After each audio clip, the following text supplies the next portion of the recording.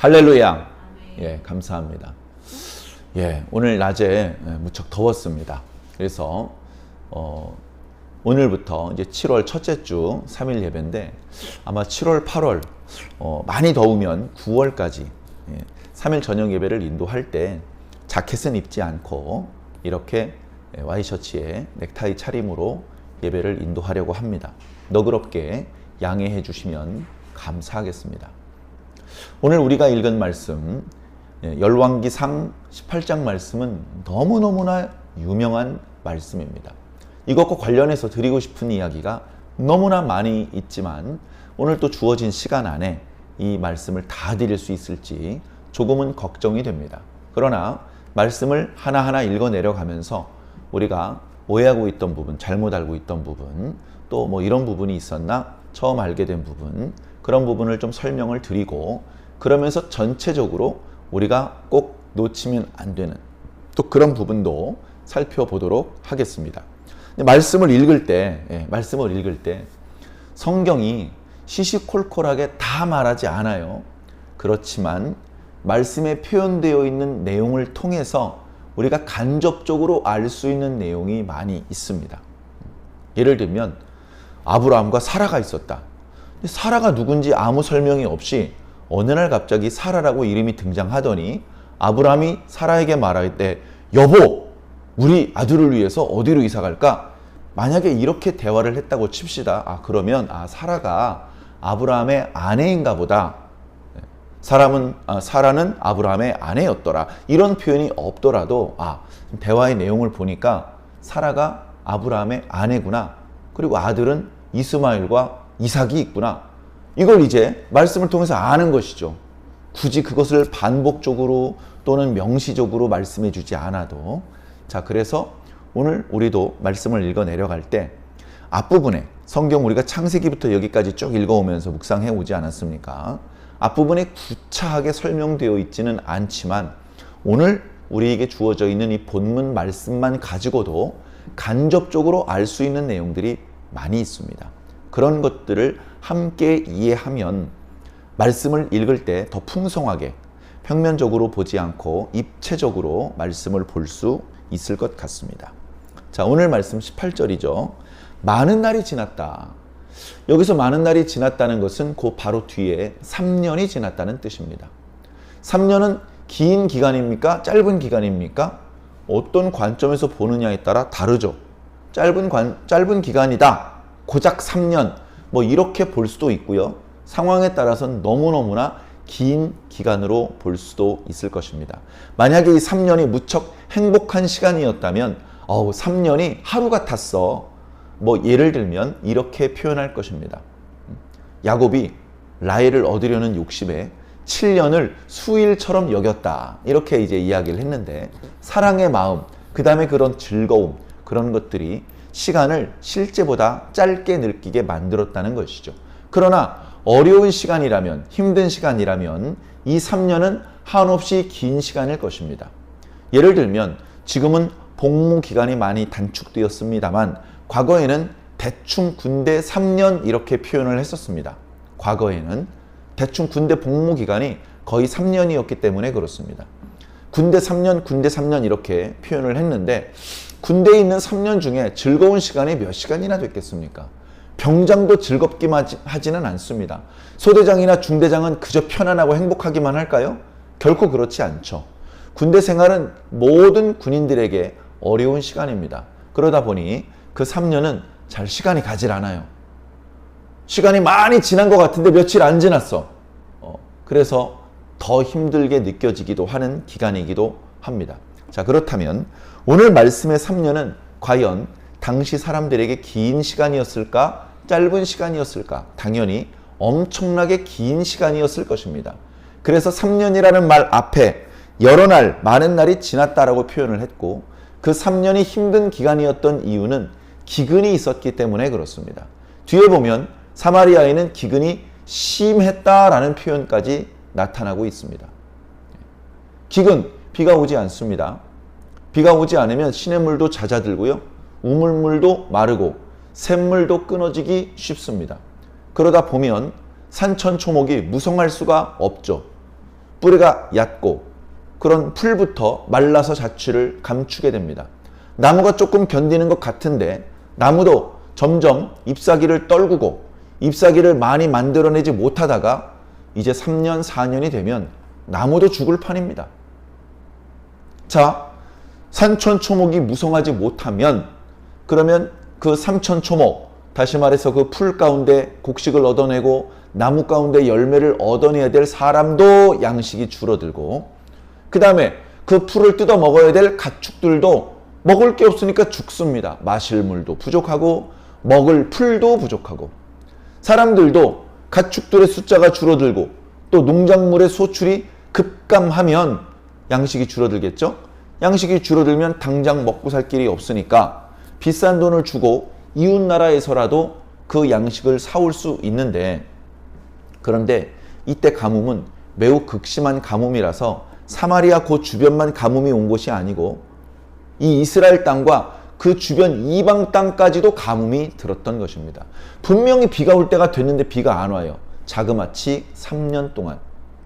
지금은 상하수 시설이 있고 정수 시설이 있고 뭐 여러 가지 지속적으로 안정적으로 상수도 공급을 하는 설비가 있기 때문에 비가 좀 오지 않는다라는 일기예보를 들어도 별로 걱정하는 사람 없습니다.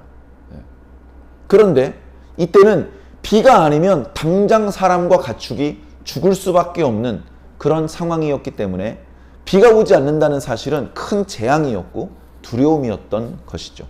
그런 이제 사실들을 우리가 배경 속에 깔고 말씀을 읽으면 좋을 것 같습니다. 자, 하나님의 말씀이 엘리야에게 임했습니다. 엘리야는 지금 어디에 있죠? 자, 엘리야는 본래 요단강 동쪽 길르앗 사람이었습니다. 하나님의 명령을 받고 선지자로서의 삶을 시작했습니다. 그래서 요단강을 건너서 사마리아에 갔고 그 이스라엘의 왕이었던 아합에게 하나님의 이름으로 선포했습니다. 비가 오지 않을 것이다. 내가 다시 말할 때까지는 비가 오지 않을 것이다. 라고 선포를 하고 도망 나왔습니다. 그리고 그날로부터 비가 오지 않았습니다. 심각한 일이죠. 이 문제를 되돌리기 위해서 오늘 말씀에도 나타나겠습니다만 아합은 엘리야를 찾았습니다. 엘리야가 뭐라고 짓거렸거나 말거나 자신이 신봉하는 신 바알이 비와 폭풍의 신이라면 엘리야가 짓거린 것과 상관없이 바알의 선지자들에게 기도를 명해서 다시 비가 오게 하면 그만 아니겠습니까? 아마 틀림없이 그런 시도도 했을 것입니다. 그런데 소용이 없었습니다. 아무리 기도해도 그죠? 우리 조선시대에는 기우제라는 걸 드렸습니다. 역시 전능하신 하나님을 모르기 때문에 비의 신, 구름의 신에게 그 신의 이름을 예를 들면 바알이라고 하지는 않았지만 결국은 비를 내려달라고 여호와 하나님이 아닌 엉뚱한 대상을 향해서 손바닥을 비벼댔던 것입니다. 예, 기우제, 비가 오도록 하는 제사를 드린 것이죠. 자, 그런 상황에서 좀 속수무책으로 비가 오지 않게 되었습니다. 그러니 영적인 깨달음이나 깊이가 없었던 아합 왕과 북이스라엘 사람들은 비가 오지 않은 원인이 자기 자신들의 불성실함, 불신앙 때문이 아니고 저 엘리야 때문이다. 저 엘리야만 붙잡아 오면 엘리야를 설득해서 또는 협박해서 다시 비가 오라고 그의 입을 통해서 말하게 만들면 비가 다시 올 것이다. 이렇게 생각을 했던 것입니다. 오늘날 우리들이 보면 우리가 영적으로 둔하고 잘 모르는 사람들인데도 불구하고 얼마나 그 과거 아합과 그 주변 사람들이 가지고 있던 생각이 얼마나 어리석이며 얼마나 유치하고 그런 미신적인 생각인지 쉽게 알 수 있죠. 근데 당시 사람들은 철석같이 그렇게 생각을 하고 있었던 거예요. 자, 그런데 엘리야는 찾을 수가 없습니다. 하나님께서는 아합 왕의 손에 엘리야가 붙잡혀서 곤란을 겪지 않게 잘 도망갈 수 있도록 길을 열어주셨습니다. 처음엔 시냇가로, 그릿 시냇가라는 곳으로 가게 하셨습니다.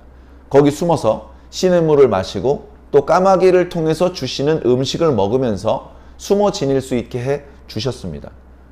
그 기간이 3개월입니다. 3개월. 그러니까 이런 부분 보면 또 우리가 의아하게 생각하죠. 야, 선지자가 3개월 동안 아무것도 안 하고 있었대. 근데 하나님께서 먹을 걸 주셨대. 자, 예를 들면 김은상 목사가 설교도 하지 않고 상담도 하지 않고 그 어떤 하나님의 종으로서의 업무를 수행하지 않고 골방에 숨어서 누가 해다 주는 밥만 먹고 시간만 보내고 있다면 여러분들 어떻게 생각하시겠습니까? 여러분들 좋게 이쁘게 보실 수 있겠습니까? 아니, 목사는 거기서 뭐 하세요? 교회에서 월급도 주고 하는데 많이는 못 드리지만 이 교회 성도들을 위해서 기도도 하시고 성도들을 위해서 설교도 하시고 성도들이 좀 상의할 게 있다고 하면 상담도 해주시고 또 관련해서 이런 단체 저런 단체에 소속되어서 여러 가지 교육과 연구 활동도 하시고 또 목사님이 초청을 하면 여기저기 쫓아다니면서 하나님의 뜻을 드러내는 그 역할을 하셔야 되지 않겠습니까? 골방에 틀어박혀서 뭐 하시는 거예요? 요즘은 골방에 틀어박혀도 냉난방이 잘 되고 먹을 게 충분하고 스마트폰이 잘 터지면 하나도 심심하지 않고 그렇다고 하는데 과거 엘리야도 그랬겠습니까? 숨어 지내야 됩니다. 숨어 지내는 곳에 심심하지 않게 드라마, TV, 넷플릭스, 핸드폰, 유튜브 그런 거 없습니다. 아차 잘못해서 발각되면 죽은 목숨입니다. 하나도 재미없어요. 근데 하나님의 명령이 거기 숨어 있으라는 겁니다. 그러니까 여러 말 할 필요 없어요. 하나님 말씀대로 거기 숨어 있으면 됩니다. 쓸데없는 행동하지 말고 사람들 눈에 띄지 않게 갑갑하겠지만 잘 참고 숨어 있으면서 하나님께서 보내주시는 음식을 먹고 물을 마시면서 생명을 부지해라. 생명을 부지하는 데는 이유가 있어요. 일회용이야. 야, 너 저 아합한테 내가 전해줄 메시지 잘 전달했어? 잘했어. 너 이제 죽어. 이렇게 일회용이 아니란 말입니다. 하나님은 우리를 일회용으로 부르지 않습니다. 일회용처럼 보이는 대목이 성경에 있다 할지라도 결코 일회용이 아니고 하나님께서는 쓰고 버린 게 아니라 영원히 당신의 소유로 삼으시는 것입니다. 자, 가뭄이 심하다 보니까 비가 오지 않다 보니까 조그만 시냇물이 말라버렸습니다. 거기서 이렇게 물을 마시면서 어떻게 버텼는데 마실 물이 떨어져 버렸어요. 야, 이거 큰일 났네. 하나님께서 분명히 여기 숨어 있으라 그랬는데 물이 떨어졌네. 시냇물이 말라버렸네. 걱정하고 있을 때 하나님의 음성이 들립니다. 엘리야야, 걱정하지 말아라. 너는 지금부터 내가 명하는 곳으로 가라. 너는 시돈 땅 사르밧으로 가. 거기 가면 어떤 과부를 만나게 될 거야. 그 과부를 통해서 내가 너를 먹일 것이다. 그렇게 말씀하셨습니다. 그 말씀을 통해서 또 많은 걸 깨닫죠. 하나님은 이스라엘의 하나님이 아니라 온 세상, 온 우주의 하나님이시구나. 하나님께서는 이스라엘 백성들에게만 나타나실 수 있는 것이 아니고 이방인에게도 나타나실 수 있고 이스라엘 백성만 하나님께 순종하며 복 받는 게 아니고 이방인들도 하나님께 순종하면 복을 받기도 하는구나. 그래서 아합의 체포망을 잘 벗어나서 멀리 시돈 땅, 변두리 시골 마을 사르밧 땅에 갔습니다. 거기도 기근이 심해요. 그 동네 사람도 먹을 게 떨어지고 마실 게 떨어졌습니다. 그런데 하나님의 선지자가 떡을 만들어 달라고 했고 가진 게 없는데 우린 이거 먹고 죽으려고 하는데 무슨 떡 타령이냐? 그렇다 하더라도 나한테 먼저 떡 한 덩이를 만들어 가져와라. 그렇게 하면 너희 집에 이 가뭄이 끝날 때까지 통에 밀가루가 떨어지지 않고 병의 기름이 마르지 않을 것이다 라고 그렇게 말씀하셨습니다. 여인은 순종했고 선지자가 말씀하신 대로 3년 내내 다른 집은 가뭄 때문에 고통스러웠는지 모르지만 과부라서 경제활동을 할 수 있는 사람도 아직 없는 그 집에 굶어 죽는 사람이 없었습니다. 저녁이면 소박하게 떡을 구워 먹으면서 깔깔깔 웃을 수 있는 행복을 하나님께서 주셨죠. 지금 엘리야 선지자는 거기 있습니다. 시돈 땅 사르밧 땅에 있는 것이죠. 사르밧 땅에 있는 동안에 엘리야가 묵고 있는 집, 엘리야는 이제 다락방에 묵고 있었는데 거기에 있을 때에 하나님께서 엘리야에게 말씀하시는 것입니다. 자, 엘리야가 그릿 시냇가에 숨어 있을 때 3개월 동안 하나님께서 나타나지 않으셨습니다.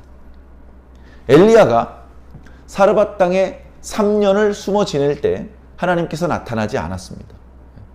목사님, 뭡니까? 석 달 동안 일 안 하는 건 참았는데 3년 동안 일을 안 하고 계셨습니까? 요즘 사람 같으면 못 참습니다. 당회가 소집돼가지고 장로님이 다른 담임 목사님을 모셔야겠네. 이거 안 되겠어. 아마 이러고 나왔을 겁니다. 그렇게 주의 종의 사정도 잘 알아보지 않은 채 섣불리 속단하지 않으시기를 부탁을 드립니다. 충분히 소통을 해보시기 바랍니다. 선지자도 답답해요.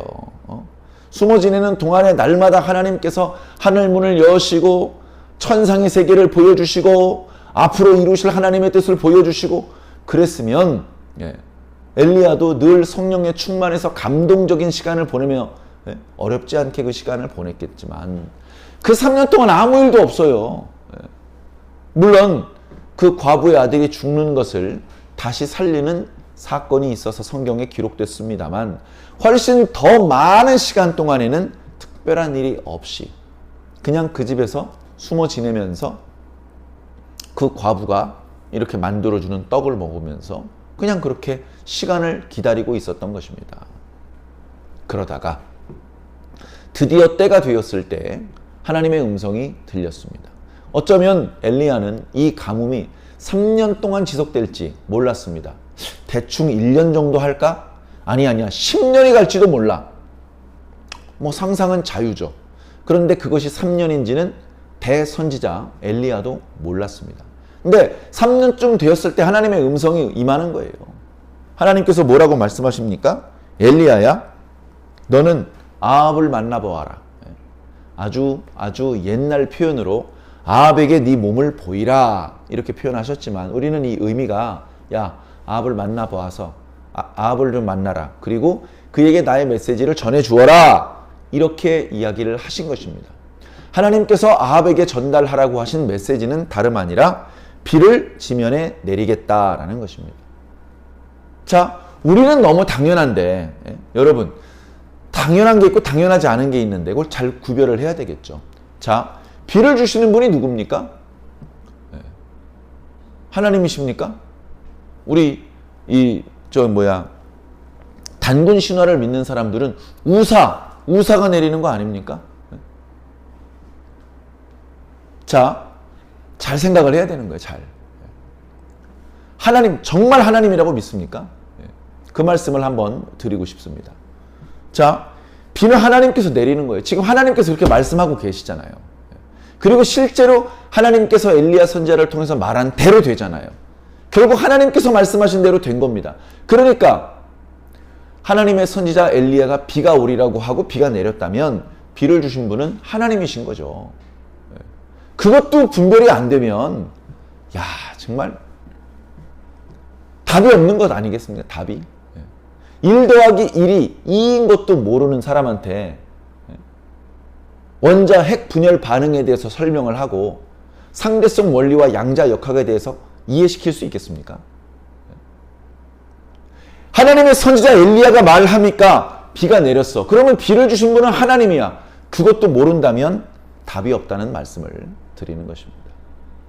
자, 엘리야는 그 말이 떨어지자마자 사렙 땅에서 편안하게 대접받으면서 굶지 않고 안전하게 잘 지냈는데 또 위험한 곳으로 가야 되네. 거기 가면 누가 밥 주는 사람이 있을까? 뭐하는 돈도 없고. 인간적으로 그런 걱정 틀림없이 할 수 있습니다. 저도 갑자기 서울에서 잘 사역을 하고 있다가 전라북도 전주로 가봐라 라고 하셨을 때 걱정이 앞섰습니다. 거긴 우리 친척도 없고 거기 내가 길도 익숙하지 않고 그 교회 상황도 모르고 난 아무것도 모르는데 내가 과연 가서 하나님의 종으로서의 역할을 잘 수행할 수 있을까? 여러 가지로 부족한 게 많은데 그런 걱정을 당연히 할 수밖에 없죠. 자, 그런데 성경에 엘리야가 그런 걱정을 하느라고 이렇게 꼼지락거렸다. 엘리야가 이런저런 걱정을 하느라고 시간을 늦추었다. 그런 말씀이 없어요. 엘리야는 하나님의 명령이 떨어지자마자 사마리아를 향해서 갔습니다. 2절에 엘리야가 아합을 만나려고 가보니까 사마리아의 기근이 엄청 심했다라고 말하고 있습니다. 기근이 좀 있었다.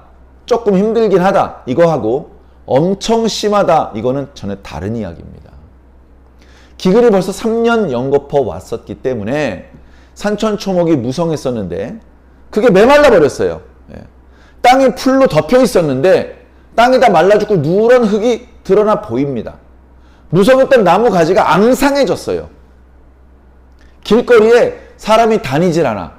전에는 사람들이 물건을 운반하기도 하고 여러 가지 들로 농업이나 목축으로 바쁘기 때문에 왔다 갔다 하는 사람들이 많았는데, 그리고 정기적으로 장이 열려가지고 사람들이 왁자지껄했는데 길거리에 돌아다니는 사람도 없어.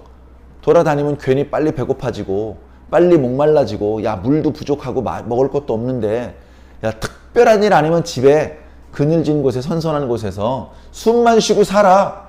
이런 분위기가 되어 있는 거예요. 그 뒤에 이어지는 말씀을 보면 기가 막힙니다. 3절에 아합이 왕궁 맡은 자 신하죠. 오바댜를 불렀습니다. 여봐라, 오바댜를 오라고 해라. 예, 오바댜가 왔습니다. 오바댜 왔는가? 우리 나가서 먹을 거 마실 거 혹시 있나 찾아보세요. 이 부분도 얼른 이해가 안 됩니다. 왜 왕이 이걸 직접 하죠? 왜 왕이 이걸 직접 하냐고요? 신하를 보낼 수도 있고 군대를 보낼 수도 있지 않겠습니까?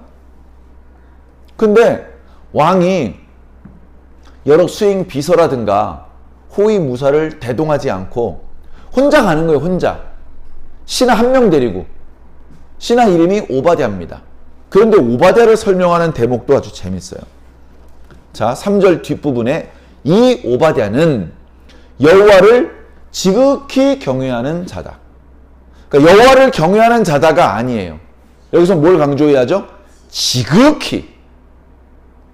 말로만 여호와를 경외하는 자가 아니라는 겁니다. 여호와 하나님을 위해서 돈도 내놓을 수 있고 목숨도 내놓을 수 있는 사람이라는 뜻입니다. 천국에 누가 가겠습니까? 여호와를 경외하는 자가 가지 않겠습니까? 여러분들은 여호와를 경외하십니까? 말로만 하나님 사랑하고 예수님 사랑하는 게 아니고 하나님을 위해서라면 지갑을 열 수 있고 예수님을 위해서라면 모가지를 내밀 수 있습니까? 그렇게 물어보는 겁니다. 이 오바댜는 그렇게 했습니다. 뒤에 보니까 여호와의 선지자를 아합 왕의 아내 이세벨이 공식적으로 죽였어요. 한두 명도 아니고 떼거지로 죽였습니다. 말도 안 되는 일이죠. 하나님의 선지자를 죽이고서 무슨 저주를 당하려고. 그런데 그때 상황이 많은 선지자들이 죽어나갔어요. 북이스라엘 땅에서 여호와의 종교가 금지되었습니다. 그리고 바알의 종교가 권장되는 그런 악한 시대였습니다. 그때에 이 여호와를 지극히 경외하던 오바댜가 선지자들이 저렇게 죽는 걸 내가 보고만 있을 수 없다. 내가 그나마 돈이 좀 있고 이 왕의 신뢰를 받고 있는 신하인데 내가 선지자들 몇 사람이라도 좀 살려두어야 되겠다. 해가지고 수소문을 해서 선지자들 중에 100명을 살려냅니다. 100명을 한 군데 모아놓고 있으면 좀 관리가 어려울 거라고 생각해서 그랬는지, 그렇게 많은 사람을 수용할 수 있는 자리가 없어서 그랬는지 굴 속에 50명씩 선지자들을 숨겼습니다. 숨겨놓기만 하면 거기서 굶어 죽는 거예요. 그러니까 거기다가 떡과 물을 계속해서 공급해 줍니다. 1년, 2년 공급한 게 아니에요. 어쩌면 엘리야가 등장하기 전부터 이세벨이 이스라엘 땅에 왔을 때부터 그렇게 했을지도 모릅니다. 그러니까 이 행동을 한 이 오바댜의 행동은 3년 기근 동안에만 했던 행동이 아니라 더 오랫동안, 예를 들면 10년 이상 이렇게 했는지도 모르는 것입니다. 걸리면 어떻게 되죠? 오바댜가 여호와의 선지자를 숨겨두고 살려주고 있다. 이게 발각되면 어떻게 될까요? 오바댜는 죽어야 됩니다. 그리고 걸리지 않는다 하더라도 100명치의 식량을 날마다 공급해주는 것이 쉽겠습니까? 그러니까 오바댜는 하나님을 경외하는 마음으로 자기의 생활비, 자기의 살림 재산을 내놓았고 목숨도 내놓았다는 것입니다. 그 정도 되니까 성경에 지극히 여호와 하나님을 경외하는 자라고 소개를 했던 것입니다. 저와 여러분들은 이런 말씀 앞에서 좀 부끄러움을 느껴야 됩니다. 부끄러움을 느껴야 돼요. 내가 쓸 수 있는 힘을 전부 다 주님을 위해서 쓰고 있는지, 내가 사용할 수 있는 여유 시간을 전부 다 주님을 위해서 쓰고 있는지 돌아보셔야 됩니다. 자, 이런 오바댜를, 아마 오바댜는 하나님께만 충성하지 않고 아합에게도 성실한 신하였던 것 같습니다. 그러니까 아합 왕이 그를 불러서 우리 좀 돌아다녀 보자. 이 땅의 모든 물 근원과 모든 시냇가로 가서 좀 찾아보자. 혹시 먹을 만한 걸 구할 수 있지 않겠니? 우리 기르던 가축이라도 좀 살려야 되잖아. 이 말을 잘 들어보면 그리하면 말과 노새를 살리리니 짐승을 다 잃지 않게 되리라 라고 말을 합니다. 이미 가뭄이 깊어서 상당히 많은 가축을 잃었던 것 같습니다. 손실이 너무나 큰 것 같습니다. 손실이 매우 크다 보니까 그 손실을 감당하기 어려운 상태까지 떨어진 것 같습니다. 백성들이 말한테 먹일 수 있는 그런 여물이 발견되면 왕에게 바치지 않고 자기 말에게 먹이고 왕에게 아무도 안 바치는 거예요. 그러니까 왕궁에서, 그러니까 이 아합 왕의 개인 재산에 해당되는 가축들을 아무도 먹이지 않고 한 마리 두 마리 죽어갑니다. 역정을 내봐야 소용이 없습니다. 백성들이 그 가축들에게 먹일 풀들을 잔뜩 가지고 있으면서 안 내놓는 게 아니에요. 그런 거면 힘으로 가서 뺏어올 수라도 있죠. 백성들이 가진 게 없고 생기면 자기 가축한테 먼저 먹이기 때문에 아합의 집에 가축들이 많이 죽었던 모양입니다. 그리고 명색이 왕인데 거기다가 바알 종교의 신봉자인데 자기 집에 있는 가축이 마실 물이 없고 먹을 풀이 없어서 죽었다는 소문이 그렇게 자랑스럽지 못한지 신하 한 명만 불러서, 여기저기 소문내지 않을 수 있는 믿을 만한 신하 한 명을 불러서, 야, 우리 조금만 찾아보자. 오늘 먹일 풀만이라도 좀 구해보자. 이러고 지금 나간 거예요. 지금 왕의 체면이 말이 아닙니다. 그러면서 찾아보자고 하면서 뭐라고 합니까? 두 사람이 이쪽 길로 가고 저쪽 길로 갑니다. 6절에 두 사람이 두루 다닐 땅을 나누어 아합은 홀로 이쪽 길로, 오바댜는 저쪽 길로 갑니다. 뭐라도 찾아보는데 걸어가도 풀 한 포기를 찾을 수가 없는 상황이에요. 하나님 잘 믿어야죠. 한번 제대로 하나님 노하시면 정말 국물도 없습니다. 하나님 두려운 줄 알아야 돼요. 그걸 알았던 오바댜, 하나님 두려운 줄 알았던 오바댜는 하나님께서 책임져 주시는 겁니다. 그러나 하나님 두려운 줄 몰랐던 아합은 하나님께서 책임져 주지 않는 것이죠. 자, 그 와중에 오바댜가 엘리야 선지자를 만났습니다. 가슴에 명찰이 달려 있어서 엘리야라고 써져 있는 것이 아닌데도 오바댜는 한 번도 전에 만나본 적이 없었던 선지자 엘리야를 보고 선지자 엘리야시구나 라고 알아봤어요. 에잉? 어떻게 알아봤을까? 말씀에 그 이유까지 설명이 되고 있지 않잖아요. 자, 그런데 이 엘리야는 복장이 독특했습니다. 우리가 신약시대에 세례자 요한을 생각하면 돼요. 세례자 요한하고 거의 흡사했습니다. 몸에 털이 많았고 약대, 낙타 가죽옷을 입고 다녔어요. 낙타 가죽옷, 가죽 털옷을 입고 더웠을 텐데 그런 게 아니고 약자 가죽 옷으로 이렇게 조끼처럼 만들어서 입고 허리를 또 가죽끈으로 이렇게 만들어서 허리를 동이고 있었습니다. 그리고 사람들이 양식을 가져다 두지 않을 때에는 석청, 다시 말해서 벌들이 여기저기 이제 그 꿀을 이렇게 저장해 놓은 곳에 가서 그 꿀을 먹었습니다. 그러니까 신약시대의 세례자 요한하고요 거의 똑같았습니다. 깜짝 놀랄 정도로. 엘리야 선지자의 행색이 그렇다는 것을 소문을 듣고 알고 있었던 오바댜는 엘리야를 보는 순간 느꼈죠.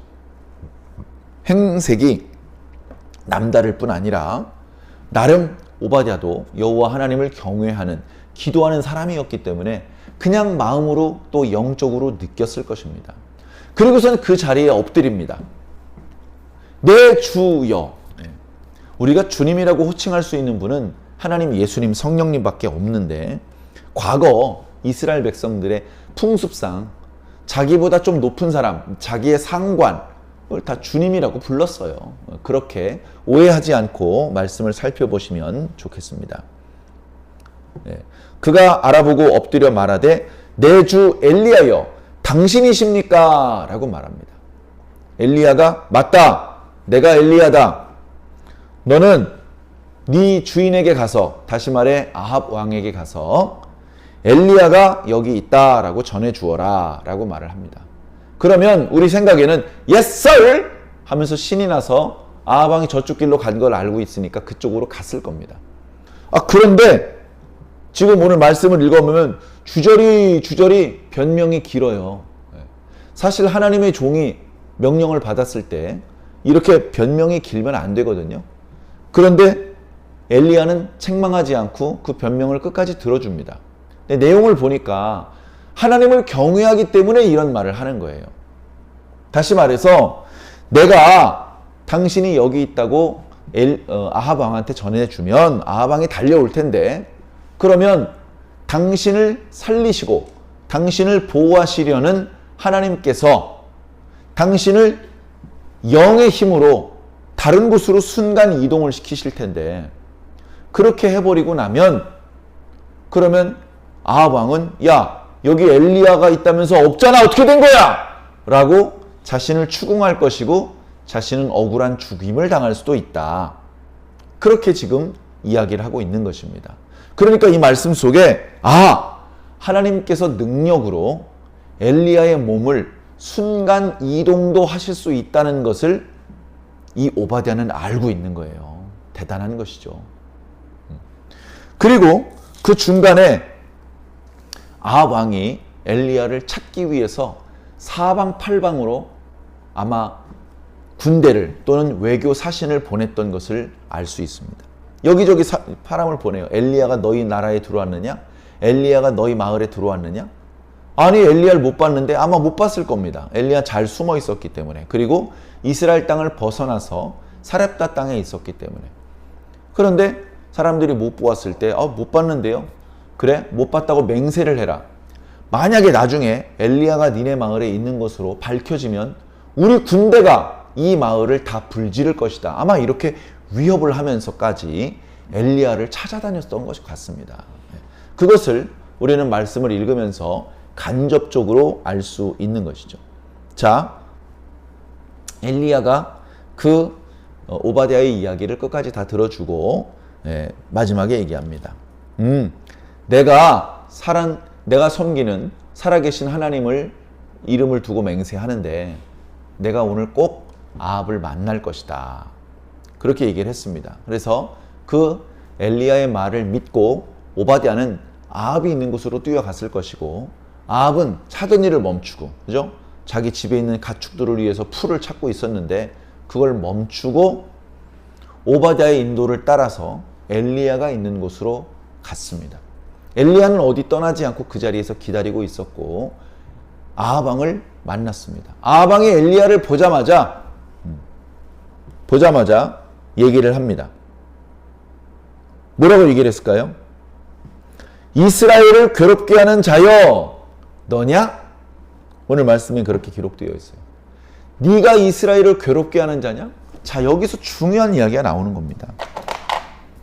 자, 기근, 괴로워.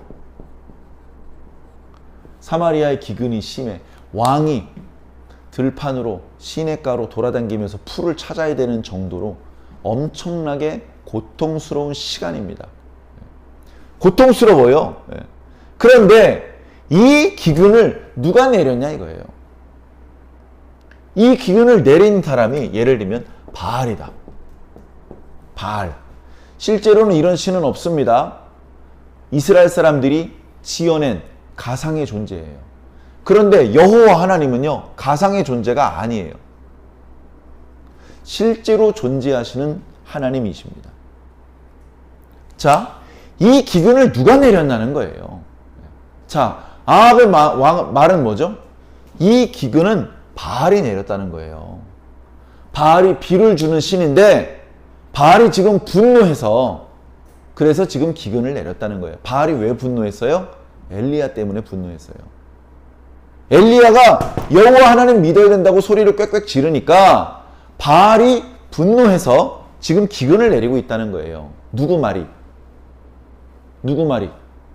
아합의 말이. 아합의 생각은 그렇다는 거예요.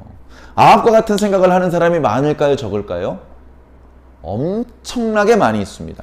일단 아합이 그렇게 생각을 하고요. 아합의 아내 이세벨이 그렇게 생각을 하고요. 그 가까운 사람들이 다 그렇게 생각을 하고요. 그리고 북이스라엘의 여호와 종교가 금지가 되고 바알 종교가 흥왕을 하면서 북이스라엘 대부분의 사람들이 지금 아합과 비슷한 생각을 하는 거예요. 엘리야는 뭐라고 생각합니까? 이 기근은 여호와 하나님께서 내리신 거야. 여호와 하나님께서 내리시는 거야. 원래 비를 주시는 분은 하나님이야. 그런데 하나님께서 지금 진노하셔가지고 기근을 이 땅에 내렸어. 왜? 왜 기근을 내렸어? 너희들이 여호와 하나님 섬기지 않고 바알 섬기니까. 너희들이 여호와 하나님 섬기지 않고 바알을 섬기니까 하나님께서 진노하셔서 기근을 내린 거야. 이게 누구의 말이라고요? 엘리야의 말.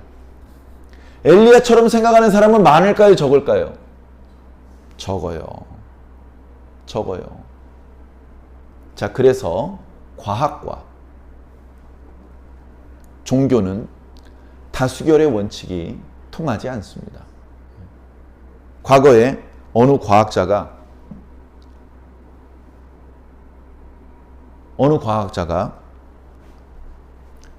지구가 돈다 그랬어요. 지구가. 태양이 가운데 있고 지구가 그 주변을 돈다고 말을 했어요. 근데 그 이전까지는 지구가 중심이고 태양이 지구 중심을 돈다고 그렇게 말을 했습니다. 특히 종교계에서 천동설을 지지했습니다. 그래가지고 지구가 돈다라고 말했던 과학자를 종교재판에 회부를 했습니다. 그래서 표결을 붙여봤더니 유죄 판결이 나왔어요. 그런데 어땠습니까? 그 과학자가 그 재판정에서 나오면서 작은 목소리로 그래도 지구는 돈다라고 말을 했다고 합니다. 과학은 다수결의 원칙으로 그 내용이 바뀔 수가 없는 것처럼 영적인 사실도 마찬가지입니다.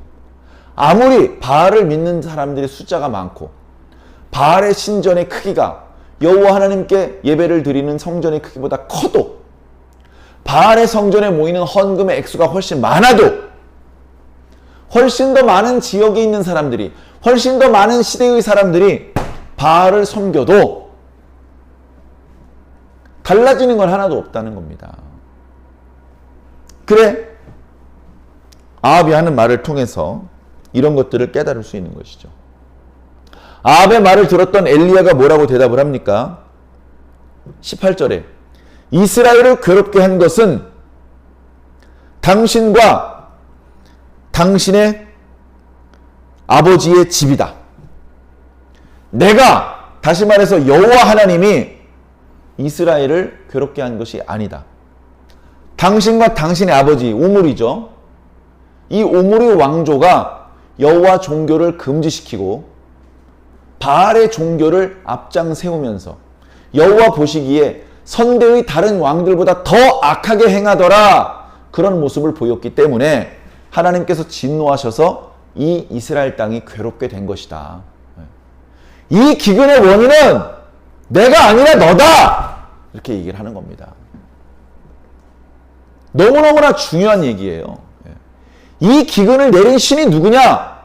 이 기근이 오게 된 원인자, 다시 말해서 죄인이 누구냐?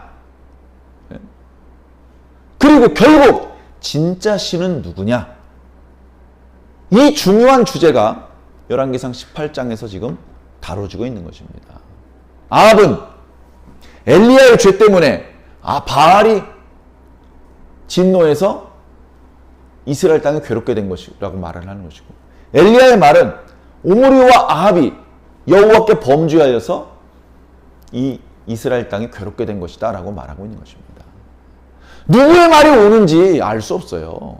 그래서 한번 승부를 내보자 라고 말을 하는 것입니다. 19절에 그런즉 사람을 보내서 온 이스라엘에 이세벨의 편에 붙어있는 바알의 선지자 450명을 내가 갈멜산에서 기다리고 있을 때니까 그쪽으로 모아주십시오. 누가 진짜 신인지 판가름을 내겠습니다. 이렇게 얘기를 하는 겁니다. 옳거니 좋아. 아주 잘 걸렸어. 이번에 내가 엘리야를 완전히 제압해서 북이스라엘의 왕이라는 나의 존재감을 한번 과시해야지. 동시에 이 가뭄의 문제까지 해결하면 사람들은 나를 더 좋아할 거야. 정치인이기 때문에 어쩌면 그런 생각을 하면서 엘리야의 요청을 수락했을지도 모릅니다. 당장 그날 엘리야를 체포해서 잡아 죽이고 그런 방법을 쓰지 않고 엘리야를 그냥 보내줍니다. 그리고 아하방은 이제 돌아가서 바알과 아세라의, 자 여기 바알과 아세라의 선지자들, 여기 450명, 여기 400명, 합하면 850명, 여호와 쪽에서는 1명, 그래서 850대 1이란 말이 나오는 겁니다. 자, 전국에 북이스라엘 땅에 사람을 보내서 선지자들을 850명을 갈멜산으로 소집을 시켰습니다. 엘리야는 혼자 갔겠죠. 이 소문이 사방으로 퍼졌을 것입니다. 갈멜산, 그러니까 바알과 아세라의 선지자 850명과 여호와의 선지자 엘리야 1명의 결투를 보기 위해서 제법 많은 이스라엘 사람들이 모였을 것입니다. 어차피 가뭄이라서 목축이나 농사일로 바쁠 일이 없어요. 그냥 재미난 구경 났다. 야, 우리 가뭄을 어떻게 끝낼 수 있는지 한번 보자. 그래서 어쩌면 제법 많은 이스라엘 사람들이 갈멜산에 옹집했습니다. 그때 21절에 이 둘러서 있는 이 주변에 백성들이 이렇게 둘러서 있었지 않겠습니까? 그 백성들한테 다가갑니다. 다가가서 큰 소리로 이야기를 한 것이죠. 너희가 어느 때까지 이 둘 사이에서, 이 둘이라고 하는 것은 바알 신과 여호와 하나님 사이에서, 이 둘 사이에서 왔다 갔다 하겠느냐, 머뭇하겠느냐. 하나를 정해라. 오늘 정해라, 오늘. 야, 지금 정해, 지금. 너희 소속이 뭐야? 너 여호와 하나님께 속한 사람이야? 바알에게 속한 사람이야? 지금 얘기해. 여호와가 참 신이라고 생각한다면 바알 쳐다보지도 말고 여호와만 쳐다봐. 바알이 참 신이라고 생각한다면 여호와 쳐다보지 말고 바알만 쳐다봐. 왜 왔다 갔다 해? 라고 얘기를 하는 겁니다. 백성이 뭐라고 대답했죠? 백성이 한마디도 대답하지 아니하는지라. 비겁한 겁니다. 비겁한 거예요. 당당하지 못한 거예요. 당신이 뭐라고 해도 난 바알을 섬길 것이요. 당당하게 그렇게 말을 해보든가. 여태껏 여호와 하나님 말씀 안 듣고 바알을 따라다녔으면서 왜 말을 못합니까? 자, 그런 상황에 백성들이 아무것도 못하고 있을 때 백성들 앞에서, 그리고 여기 바알과 아세라의 선지자들 앞에서 게임의 룰을 이야기를 합니다. 백성들에게 여기 언덕에 제단 둘을 만들어 달라. 그리고 그 위에서 불로 태울 제물로 쓸 송아지 2마리를 좀 가져다 달라. 한 마리는 바알의 선지자들에게 주고 한 마리는 나에게 주어라. 그래서 제단을 쌓고 장작을 버려놓고 그 위에 죽은 짐승을 올려놓아서 사람이 붙인 불이 아니고 신이 직접 붙인 불, 다시 말해 기도를 불로 응답한 신, 그 신이 진짜 신이라고 오늘 결판을 짓자. 그렇게 게임의 룰을 이야기를 했습니다. 그랬더니 24절에 백성이 뭐라 그러죠? 그 말이 옳도다. 옳거니 잘됐다. 바알이 진짜 신인지 여호와가 진짜 신인지 오늘 판가름 낼 수 있겠구만. 저 제단에 직접 불을 붙일 수 있는 신이 진짜 신인 것으로 하자. 그렇게 해서 시작되었습니다. 25절에 엘리야가 이번에는 850명이 있는 바알과 아세라의 선지자에게 다가가서 이야기를 합니다. 당신들이 많으니 먼저 시작하시오. 당신들이 많으니. 그래서 그들이 시작을 합니다. 제단을 쌓고 장작을 놓고 죽은 짐승을 올려놓았습니다. 불은 절대 직접 붙이지 마시오. 바알 신에게 기도만 하시오. 바알 신이 붙여주지 않겠소? 그렇게 살짝 약을 올리는 것이죠. 그랬더니 이제 바알과 아세라의 선지자들이 그 제단을 쌓아놓고서 기도를 합니다. 뭐라고 기도하라? 26절에 보니까 바알이요 우리에게 응답하소서. 바알이요 우리에게 응답하소서. 불로 응답하소서. 이 제단에 불을 붙여주시옵소서. 그 수많은 사람들이 기도를 하니 상당히 시끌시끌했을 것입니다. 그런데 문제는 뭐죠? 아무 소리도 없고 아무 응답도 없었다라고 말하고 있습니다. 그렇게 열심히 꽤 오랫동안 기도했는데 한두 사람도 아니고 수백 명이 응답이 없어요. 그랬더니 그들이 쌓은 제단 주위에서 뛰놀았더라. 얼씨구 야 응답 없다 너무 좋다 이런 뜻이 아니고 이 사람들 나름대로의 종교 의식을 거행하는 겁니다. 상당히 무속적이고 미신적인 방법으로 그 앞에서 춤을 추는 것이죠. 신을 부르는 춤, 신을 달래는 춤, 이런 춤을 추는 것입니다. 그냥 기도만 해가지고는 안 되니까 좀 더 격식을 갖추어서 신을 부르는 것이죠. 초혼, 혼을 초대하는 것입니다. 무당들이 그래서 춤추고 방울소리 내는 것 아니겠습니까? 그런 방법을 지금 쓰는 거예요. 자, 정오가 되었어요. 아침부터 시작을 했는데 한낮이 되도록 응답이 없어요. 땀을 뻘뻘 흘리면서 뛰놀았는데 응답이 없어. 불이 안 붙어. 그러니까 엘리야가 조롱을 합니다. 조롱을. 뭐라고 합니까? 야, 좀 더 큰 소리로 해야 될 것 같아. 한 3시간 지났다고 벌써 목소리가 기어 들어가서 뭐 하는 거니? 소리 좀 더 질러봐. 너희 신이 혹시 묵상하고 있는지, 잠깐 나갔는지, 그가 길을 행하는지, 잠들어서 깨워야 되는지 어떻게 알겠느냐. 여러분, 이 고대의 사람들이요, 신이 이렇게 깜빡 조는 수도 있다고 생각을 했습니다. 신이 우상 속에 머물러 있기도 하고 나가 있기도 한다고 생각을 했습니다. 그러니까 그 멀리 나가버린 신을 다시 불러야 되고 다시 자신들이 원하는 곳으로 데리고 와야 돼요. 그러기 위해서 큰 소리로 기도해야 되고 춤을 추어야 되고 뒤에 보면 자해를 해야 됩니다. 자, 엘리야가 그렇게 말하자 그들이 뭐라고 합니까? 더 큰 소리로 부르짖었고 자기들의 규례를 따라서 피가 흐르기까지 칼과 창으로 자기 몸을 상하게 했습니다. 바알이시여 피를 원하시나이까 제 피를 받으소서. 자기 손바닥을 칼로 그어가면서 피를 흘립니다. 응답이 없어요. 바알이시여 더 큰 피를 원하십니까?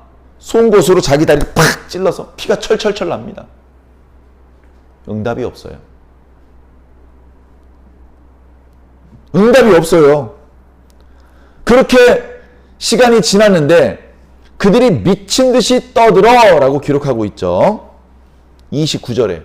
자, 이건 뭐냐면요. 마치 귀신에 씌인 사람이 눈이 뒤집어져 가지고 우리가 평상시 쓰지 않는 언어를 막 나불거리면서 막 소리를 지르는 걸 말합니다.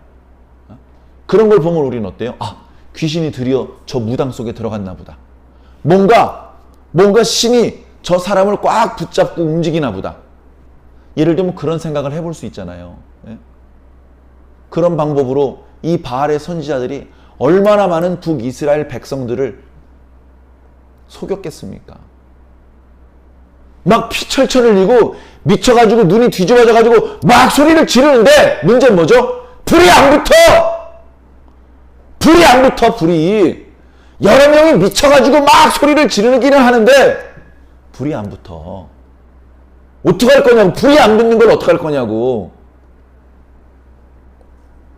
해가 떨어질 때까지 하루 종일 소리 지르고 춤추고 칼과 창으로 자기 몸을 상처를 주는 그런 행동을 했습니다.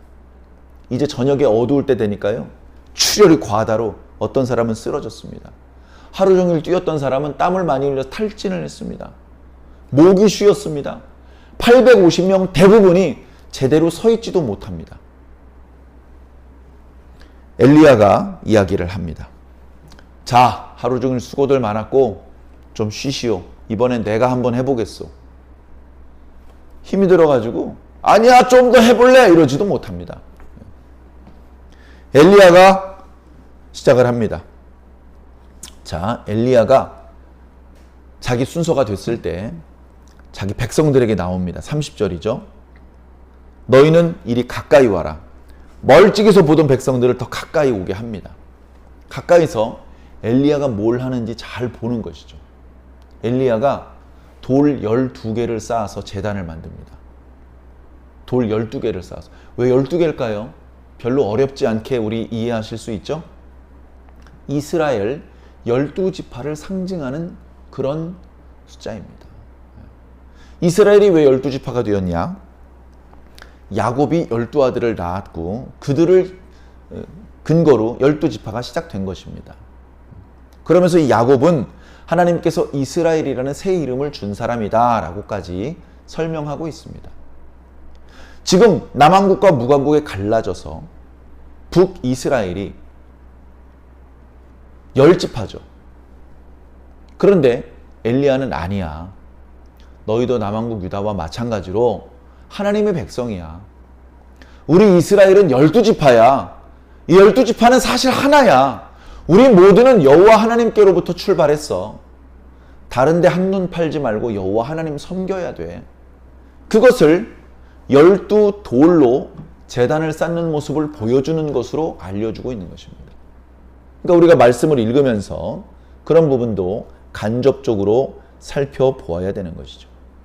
자, 엘리야는 제단을 쌓더니 그 위에 장작을 버려놓고 지금 짐승을 올려놓을 뿐 아니라 그 제단 주변에 땅을 팠습니다. 땅을 꽤 깊이 팠어요. 도랑을 사방으로 판 것입니다. 그리고서 백성들한테 얘기를 합니다. 물통 큰 거 4개에다 물을 담아가지고 이 제단 위에 들이부어라. 그래서 시키는 대로 했더니 한 번 더 해라. 한 번 더 했는데 3번째 해라. 그렇게 물을 12통을 들이붓다 보니까 죽은 짐승이 물로 젖어버렸어요. 그리고 그 짐승을 태워야 될 장작이 물로 흥건하게 젖어버렸어요. 뿐만 아니라 그 제단 주변의 도랑에 그 제단으로부터 흘러내려왔던 물이 다 고여가지고 물이 찰랑찰랑해요. 다시 말해서 인간이 속임수로 불을 붙일 수 없는 상황이에요. 불을 붙이고 싶어도 다 젖어가지고 불이 안 붙어. 그런 상황을 만들어 놓고 기도를 시작하고 있습니다.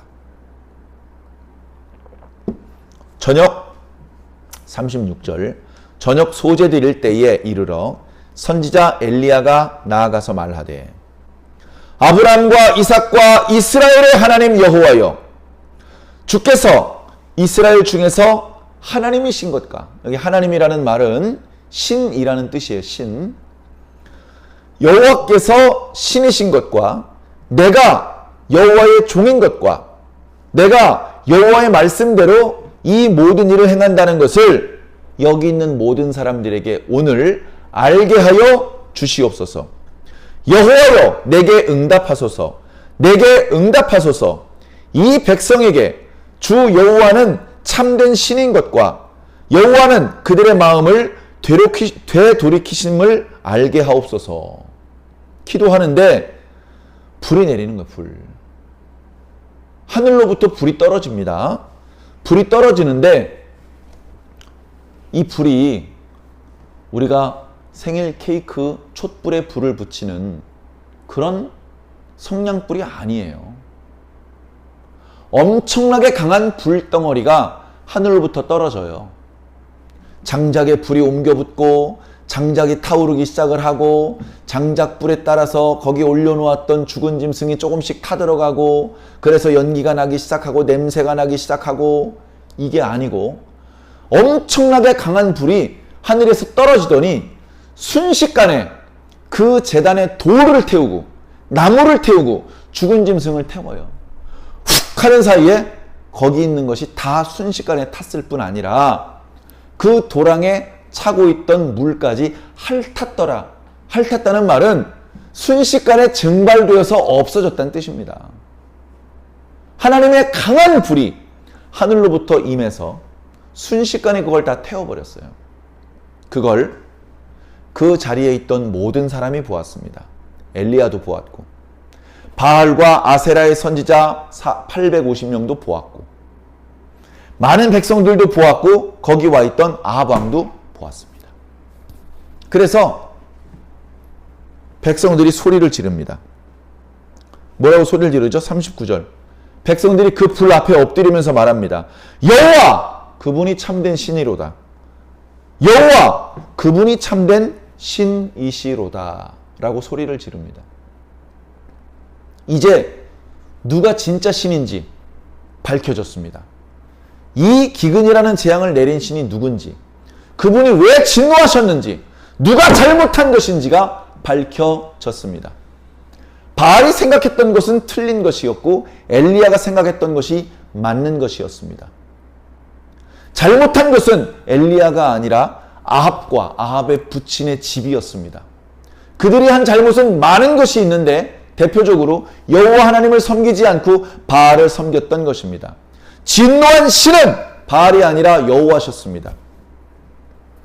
기근을 내린 신도 바알이 아니라 여호와였습니다. 참된 신은 오직 하나님 여호와였던 것입니다.